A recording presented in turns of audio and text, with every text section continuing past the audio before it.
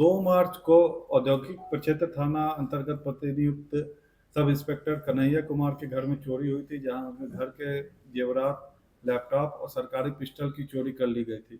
उसी कांड का सफल उद्भेदन किया गया है और चोरी गए सामान में से ज़्यादातर सामानों की बरामदगी कर ली गई है। इसमें चोरी गए पिस्टल, 2 लैपटॉप, एक मोबाइल फ़ोन और कई सारे जेवरात जो है उसको बरामद किया गया है। कुछ सामान बचे हुए हैं जिसके बरामदगी के लिए छापेमारी अभी चल रही है। कितने लोग हैं गिरफ्तार? पहले जो चोरी का मोबाइल था उसको बरामद किया गया था, उस समय 2 व्यक्तियों की गिरफ्तारी हुई थी। अभी कुल 5 व्यक्तियों को और गिरफ्तार किया गया है, तो इस कांड में अब तक कुल 7 लोगों की गिरफ्तारी हो चुकी है। चोर जो थे जिनका नाम दीपक और पृथ्वी था, ये दोनों घटनास्थल पे गए थे और घर में प्रवेश करके चोरी के कार्य को अंजाम दिया था। उसके बाद फिर चोरी के सामान को इन लोगों ने अलग अलग जगह बांट दिया था। पिस्टल एक व्यक्ति को बेचा था, लैपटॉप दूसरे व्यक्ति को और जेवरात तीसरे व्यक्ति को। तो इन दोनों चोरों की पूछताछ के दौरान अन्य व्यक्तियों के नाम सामने आए, तो फिर उनके यहाँ जब छापेमारी की गई तो इन सामानों की बरामदगी हुई है। अभी और 3 व्यक्ति वांछित है जिनके यहाँ पे कुछ और सामान बेचने की सूचना मिली है, तो वहाँ छापेमारी चल रही है। उनकी भी गिरफ्तारी हुई है जिनके यहाँ सामान बेचा गया था। जी हाँ, उनकी भी गिरफ्तारी की गई कितने दिन के बाद ये सफलता पुलिस को मिली सर? कितना दिन लगा? 2 मार्च की घटना थी। घटना घटने के बाद ही एसआईटी बना के इसमें लगातार छानबीन चल रही थी।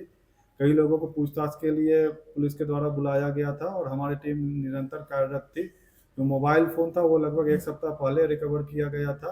इसके लिए झारखंड में भी हमारी टीम ने लगभग 1 सप्ताह कैंप किया और 2 तारीख को ये पृथ्वी की गिरफ्तारी हुई थी। उसके निशानदेही पे बाकी लोगों का फिर गिरफ्तारी किया जो गया। लोग गिरफ्त में सही है अपराधी। कुछ ही लोगों का आपराधिक इतिहास मिला है, बाकी लोगों के आपराधिक इतिहास की पूछताछ अन्य थानों से की जा रही है। अभी आज भी गिरफ्तारी हुई है। आज अभी एक व्यक्ति की गिरफ्तारी हुई जिसने सोना को खरीदा था। उसके यहाँ से जेवरात भी बरामद हुई थी और जेवर को लेते समय जो रिसिप्ट वगैरह दिया था, जिस डायरी में सारा आंकड़े संधारित थे, उसको भी पुलिस ने जब्त किया है। कितना केस नंबर है सर? केस नंबर गिरोह बना के या फिर ये स्थानीय चोर हैं? पहले भी 1-2 चोरी की घटना इनके द्वारा कारित की गई थी। कुछ अन्य कांड भी जहाँ पे सीसीटीवी फुटेज थे लेकिन उद्भेदन नहीं हुआ था, उसमें भी इसकी संलिप्तता की बात आ रही है, तो उसमें भी अभी छानबीन की जा रही है। लेकिन जो सूचना आ रही है, अभी तक 2-3 केस इन लोगों ने किया था। कल एक भारत सरकार के द्वारा दिव्यांगजनों के लिए इसके पूर्व में भी रजिस्ट्रेशन हुआ था और दिव्यांगजनों को उनका उपकरण मिला था। आने वाले 1/4/2025 से पुनः भागलपुर लोकसभा की सभी प्रखंडों में दिव्यांग भाई बहनों के लिए उनके उपकरण का रजिस्ट्रेशन होगा और उनको फिर दिया जाएगा, जिस तरह अगले बार दिया जाएगा। किसके द्वारा योजना हो रहा है, कहाँ पे लगाया जाएगा कैंप? ये भारत सरकार का योजना है और पूरे सभी प्रखंड में लगेगा, क्योंकि सरकारी योजना है। सरकारी गाँव में प्रखंड में इनका शिविर लगेगा रजिस्ट्रेशन का और वही इनका उपक्रम आएगा और वही इनका उपक्रम रजिस्ट्रेशन करने का नंबर टोल फ्री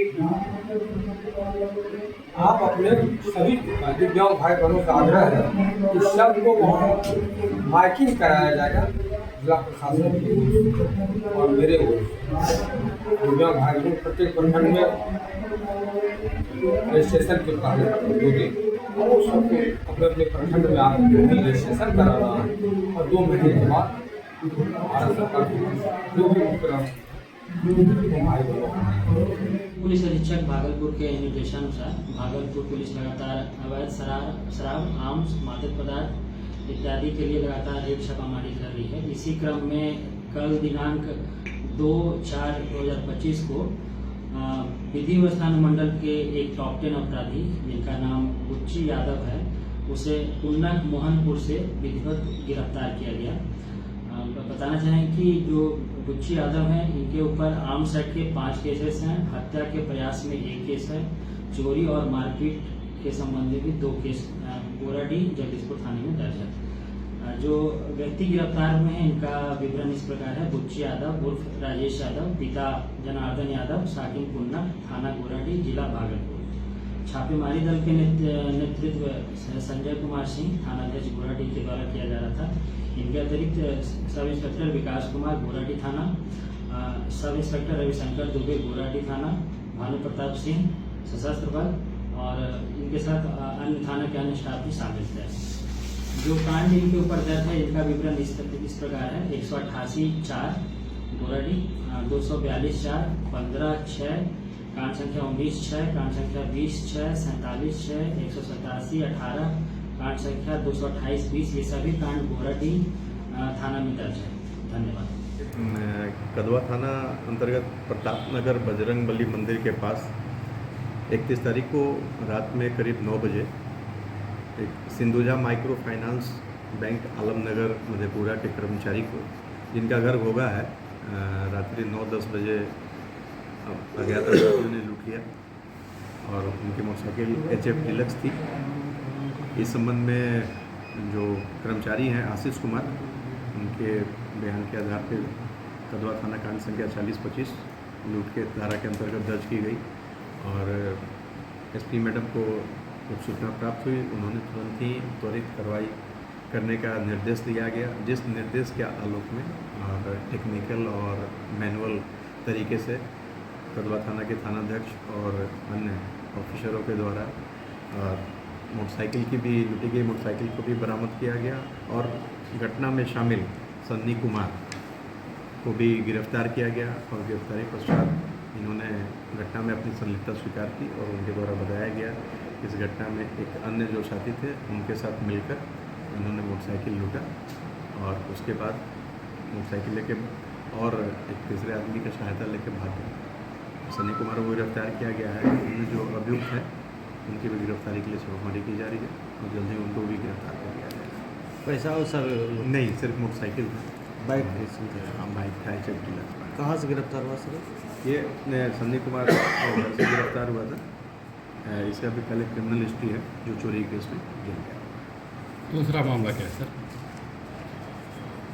परबत्ता थाना अंतर्गत अपहरण कर हत्या का जो मुख्य आरोपी था उसको गिरफ्तार किया गया। दिनांक 14/7/24 को अभिनंदन कुमार जो मृतक है उनकी मां के द्वारा एक परबत्ता थाना में रिटर्न आवेदन देकर अपने बेटा का अपहरण किया कांड दर्ज कराया गया था। उसमें उन्होंने छोटू कापरी और उनके फैमिली मेंबर के अगेंस्ट में FIR दर्ज कराया था। इस संबंध में परबत्ता थाना कांड संख्या 119/24 दिनांक 14/7/24 दर्ज किया गया था। कांड के अनुसंधान के क्रम में धीरे धीरे ये प्रकाश में आई कि अभिनंदन कुमार जिनकी हत्या हुई थी उनके पिता पोखरी मंडल, उन्होंने 2 शादियां की थी। पहली पत्नी का लड़का अभिनंदन कुमार था और उसके बाद सेकंड शादी करके वो उनके बच्चों के साथ वो भोगा में रहते थे। अभिनंदन कुमार बीच में बताया गया एक्यूज के द्वारा कि अपने पिता से अपने ज़मीन और जायदाद में हिस्सेदारी मांगने लगा और बसा-बसी होने लगा और उसके द्वारा हिस्सेदारी सही नहीं देने पे मारने तक की धमकी दे डाली थी।